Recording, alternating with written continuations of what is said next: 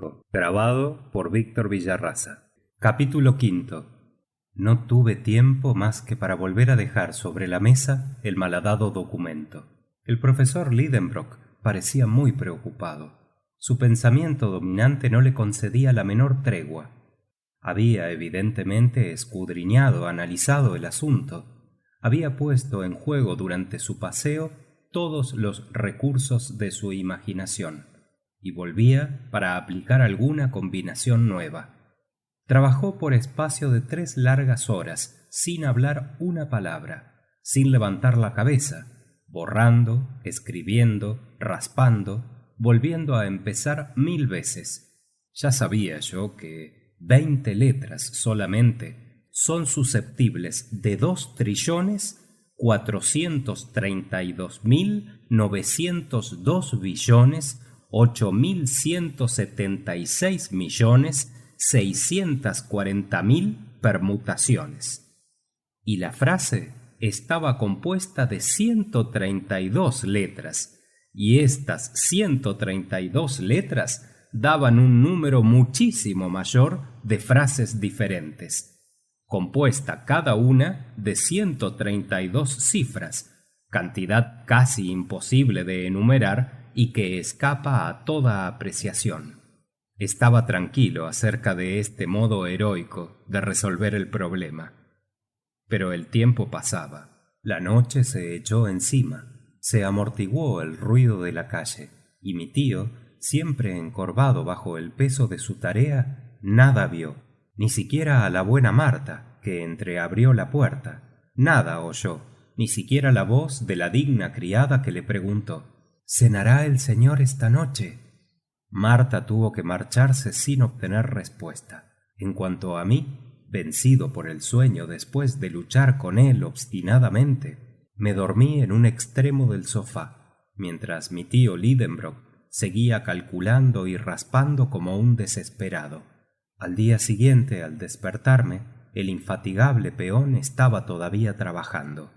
Sus ojos inflamados, su tez pálida, sus cabellos desgreñados por su mano calenturienta, sus pómulos casi cárdenos, indicaban el terrible combate con el imposible en que estaba ciegamente empeñado, y las muchas horas que tuvo que arrastrar su cerebro de contención y fatigas. Me dio lástima. A pesar de los muchos motivos de queja que tenía contra él y que me daban el incontestable derecho de reconvenirle, se apoderaba de mí cierta conmoción que era casi un remordimiento. El infeliz se hallaba de tal manera supeditado a su idea que hasta se olvidaba de encolerizarse. Todas sus fuerzas vivas se concentraban en un solo punto, y como no se desahogaban por su exutorio ordinario, de temer era que su violenta tensión le hiciese estallar de un momento a otro. Yo podía con un solo gesto aflojar el tornillo de hierro que le apretaba el cráneo. Una palabra me bastaba, y no quería pronunciarla. Sin embargo, estaba dotado de un corazón sensible. ¿Por qué callaba? Callaba en interés mismo de mi tío. No, repetí, no hablaré. Le conozco. Querría ir allí, y nada podría detenerle. Tiene una imaginación volcánica, y para hacer lo que no han hecho otros geólogos, arriesgaría su vida.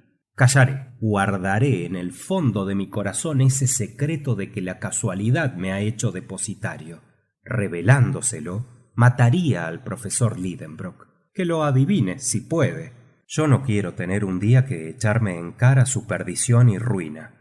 Tomada esta resolución, me crucé de brazos y esperé. No había contado con un incidente que algunas horas después sobrevino. Cuando la pobre Marta quiso salir de casa para ir a la compra, encontró la puerta cerrada. La llave de la puerta principal no estaba en la cerradura. ¿Quién la había quitado? No podía ser otro más que mi tío, cuando entró la víspera después de su excursión precipitada. ¿La había quitado con intención o sin saber lo que se hacía? ¿Quería someternos a los rigores del hambre? Hubiera sido una barbaridad. ¿Por qué Marta y yo habíamos de ser víctimas de una situación que no habíamos en lo más mínimo contribuido a crear? Pero recordé un precedente que debía inspirar serios recelos. Algunos años atrás, en la época en que mi tío se ocupaba de su gran clasificación mineralógica, pasó sin comer 48 horas, y toda la familia tuvo que resignarse con aquella dieta científica, que a mí me valió calambres de estómago muy poco recreativos para un muchacho que suele gastar buen apetito. Se me antojó que iba a faltar el almuerzo como en la noche anterior había faltado la cena. Resolví, sin embargo, ser heroico y no capitular por hambre. Marta tomaba la cosa muy por lo serio, y la pobre se desesperaba. Pero a mí la imposibilidad de dejar la casa me preocupaba más, por razones que fácilmente se comprenden. Mi tío trabajaba incesantemente. Su imaginación se perdía en el mundo ideal de las permutaciones infinitas. Vivía lejos de la tierra, y por lo mismo vivía fuera de las necesidades terrestres. Hacia el mediodía el hambre se dejó sentir demasiado. Marta, muy inocentemente, había acallado los gritos de su estómago con las provisiones de la despensa, y no quedaba en casa ni un mendrugo. Sin embargo, por una especie de pundonor, hice de las tripas corazón. Dieron las 2. Mi abstinencia era ya ridícula y hasta intolerable. Abrí desmedidamente los ojos. Empecé a decirme que yo exageraba mucho la importancia del documento, que mi tío no le daría crédito, que no vería en él más que una simple farsa, que en último resultado se le detendría de grado o fuerza si se obstinaba en intentar la aventura, y que podía muy bien suceder que él mismo descubriese la clave del enigma, en cuyo caso resultarían completamente inútiles mis proezas de abstinencia. Estas razones, que la víspera hubiera rechazado con indignación, me parecieron excelentes por el interés que tenía personalísimo en dejarme convencer por ellas. Y hasta consideré perfectamente absurdo haber estado aguardando tanto tiempo, por lo que me decidí a cantar de plano y a decir cuanto sabía. Buscaba ocasión para entrar en materia de una manera que no fuese demasiado brusca, cuando el profesor se levantó, se puso el sombrero y se dispuso a salir. ¿Cómo? ¿Dejar la casa y volvernos a encerrar? No en mis días. Tío, le dije. No me oyó o afectó no oírme. Tío Lidenbrock, repetí levantando la voz. ¿Qué quieres? Dijo con desenfado, como el que se despierta de pronto. ¿Y esa llave? ¿Qué llave?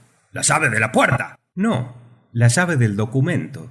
El profesor me miró por encima de sus gafas, y algo insólito notó sin duda en mi fisonomía, pues me asió del brazo con fuerza y, sin poder hablar, me interrogó con la mirada. Yo meneaba la cabeza de arriba a abajo.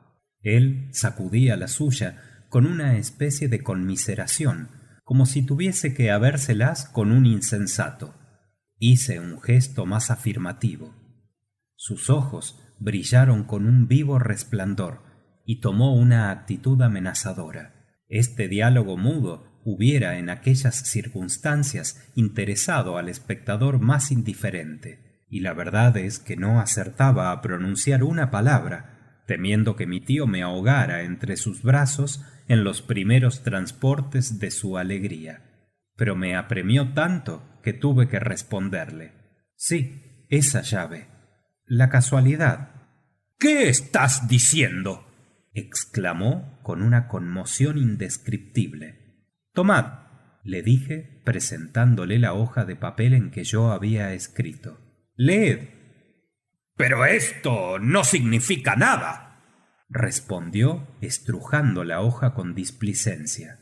Nada empezando a leer por el principio, pero empezando por el fin. No había aún concluido mi frase cuando el profesor lanzó un grito que parecía un rugido. Una revelación acababa de nacer en su cerebro. Estaba transfigurado.